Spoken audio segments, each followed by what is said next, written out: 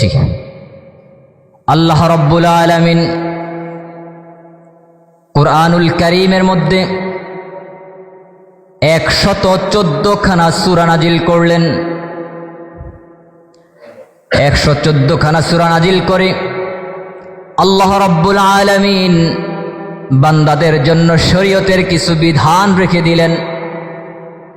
শরীয়তের কিছু বিধান হলো হালাল, আবার কিছু জিনিস হলো হারাম, কিছু বিধান হলো ফরজ, কিছু হলো সুন্নাত, কিছু হলো ওয়াজিব, কিছু হলো মুস্তাহাব, কিছু প্রসিদ্ধ কাজ, কিছু নিষিদ্ধ কাজ।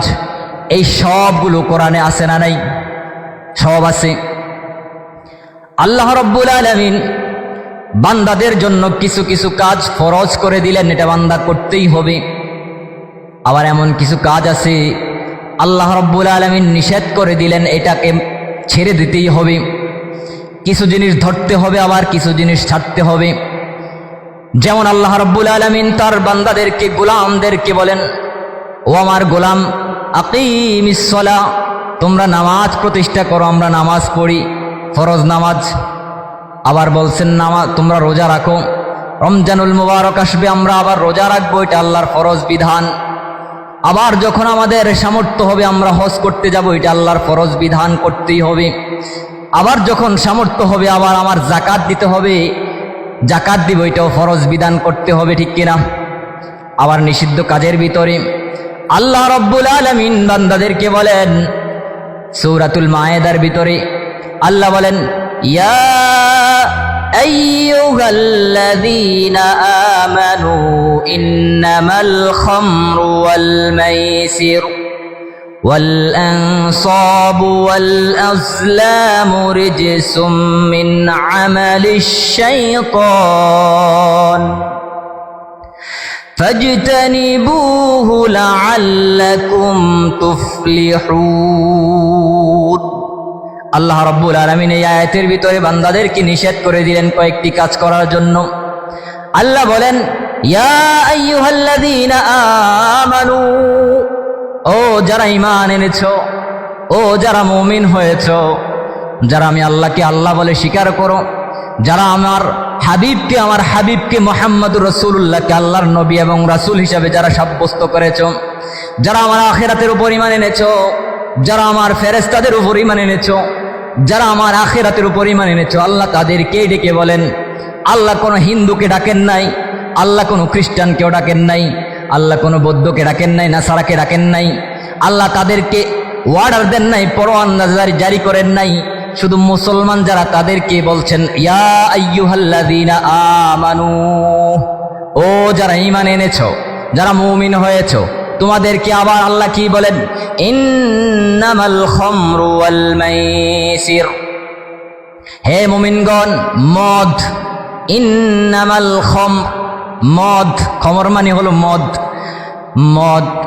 ওয়াল মাইসির, জুয়া, পূজার দেবী নির্ধারক, সব ঘৃণ্য বস্তু, শয়তানের কাজ। আল্লাহ বলেন, ইয়া আইয়ুহাল্লাযীনা আমানু ইন্নামাল খামরু ওয়াল মাইসিরু ওয়াল আনসাব, তোমরা মদ খাবা না, তোমরা জুয়া খেলবা না। এগুলা নিষেধ করেছেন কে? যে আল্লাহ বলছেন নামাজ পড়ো, যে আল্লাহ বলছেন রোজা রাখো, যে আল্লাহ বলছেন হজ করো, যে আল্লাহ বলছেন বাবা মার খেদমত করো, সেবা করো, যত্ন করো, যে আল্লাহই বলেছেন তোমার আত্মীয় স্বজনের হক তুমি রক্ষা করো, সেই আল্লাহ আবার বলেন, ইয়া আইয়ুহাল্লাযীনা আমানু ইন্নামাল খামরু ওয়াল মাইসির, ও আমার মুমিন বান্দারা, তোমরা মদ খাবা না, তোমরা জুয়া খেলবা না, তোমরা হালাল ভক্ষণ করবা না। আরেক আয়াতে আল্লাহ বলেন, আহাল্লাল্লাহুল বাইআ, ও আমার বান্দারা, ও আমার গোলামেরা, তোমরা ব্যবসা করো, তোমরা বাণিজ্য করো। আহাল্লাল্লাহুল বাইআ, আল্লাহ বলেন ব্যবসা করো। ওয়া হাররামার রিবা, সাথে সাথে আল্লাহ বলেন তোমরা সুদ খাইও না। সুবহানাল্লাহ বলবেন না? যে আল্লাহ এক আয়াতের মধ্যে বললেন তোমরা এটা করো, আবার এই আয়াতের শেষ অংশে বললেন ওইটা কইরো না। আহাল্লাল্লাহুল বাইআ যে আল্লাহ বললেন, ওয়া হাররামার রিবা সেই আল্লাহই তো বলেছেন নাকি? কিন্তু আমরা আহাল্লাল্লাহুল বাইআ মানি, ওয়া হাররামার রিবা আমরা মানতে রাজি না, ঠিক কিনা? আমরা ব্যবসা করতে রাজি আছি, কিন্তু আল্লাহ যখন এই আয়াতের মধ্যে বললেন আহাল্লাল্লাহুল বাইআ ওয়া হাররামার রিবা, ও আমার গোলাম তোমরা ব্যবসা করো, ইনকাম করো, তোমরা ব্যবসাতে লাভ করো, কিন্তু ওয়াহাররামার রিবা, তোমরা সুদ খাইও না। কিন্তু যেই বেটা ব্যবসা করে ওই বেটাই সুদের উপরে টাকা আনে, ঠিক কিনা? বুঝেন নাই? ব্যবসা করবে, টাকা নাই, চিন্তা করে হাল্লাল্লাহুল বাইআ, আল্লাহ বলছেন ব্যবসা করো। নবীজি বলছেন ব্যবসার মধ্যে মানুষের, আমার উম্মতের ব্যবসার ভিতর থেকে 80% তার রিজিক আল্লাহ বন্টন করেন। সুবহানাল্লাহ পড়েন। যারা ব্যবসা করে দেখবেন তারা তাড়াতাড়ি ধনী হয়, ঠিক না? কি ভুল বলছি নাকি আমি? আমরা যারা চাকরি করি, মাস শেষে টাকা আসে, যা আসে খাইয়ে ফেলি, শেষ। কিন্তু ব্যবসা যারা করে, চাকরি আর ব্যবসা দুই ভাই একসাথে শুরু করছে। চাকরি করা ভাই জীবনে কিছু করতে পারে আর না পারুক, কিন্তু যেই ভাই ব্যবসা করছে 10 বছর 20 বছর পরে দেখা যায় বাড়ি করে ফেলছে, গাড়ি করে ফেলছে, ঠিক কিনা? কারণ রাসূলের হাদিস, রাসূল বলেছেন, ও আমার ব্যবসায়ীরা, ব্যবসার ভিতরে তোমার 80% রিজিক আল্লাহ রেখে দিয়েছেন, আর 20% রিজিক হলো ওই চাকরি, ওই কাজ, ওই অন্যান্য যত কাজ আছে সবগুলোর মধ্যে 20%। তাহলে পৃথিবীর মধ্যে 80% হলো ব্যবসার মাধ্যমে আসে। তাহলে ওই ব্যবসাটা হইতে হবে কার মতো? ব্যবসার মতো হইতে হবে। আবু বকর ছিলেন ব্যবসায়ী, ওমর ছিলেন ব্যবসায়ী, উসমান ছিলেন ব্যবসায়ী রাদিয়াল্লাহু আনহুম আজমাইন, তারা ব্যবসায়ী ছিলেন। খাদিজাতুল কুবরা রাদিয়াল্লাহু তাআলা আনহা ছিলেন ব্যবসায়ী, ঠিক কিনা? আরবের মধ্যে ধনী ব্যবসায়ীদের মধ্যে যদি ধরা হয়, একেবারে টপ 10-এর ভিতরে যদি ধরা হয়, আম্মাজান খাদিজাতুল কুবরা রাদিয়াল্লাহু তাআলা আনহা ছিলেন একজন। সুবহানাল্লাহ পড়েন। নবীজির সাথে কিভাবে সাক্ষাৎ? ব্যবসা পরিচালনা করার জন্য আম্মাজান খাদিজাতুল কুবরা রাদিয়াল্লাহু তাআলা আনহার একজন লোকের প্রয়োজন হলো।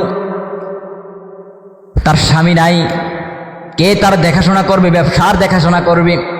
নবীজির হাতে ব্যবসার দায়ভার দিয়ে দিলেন।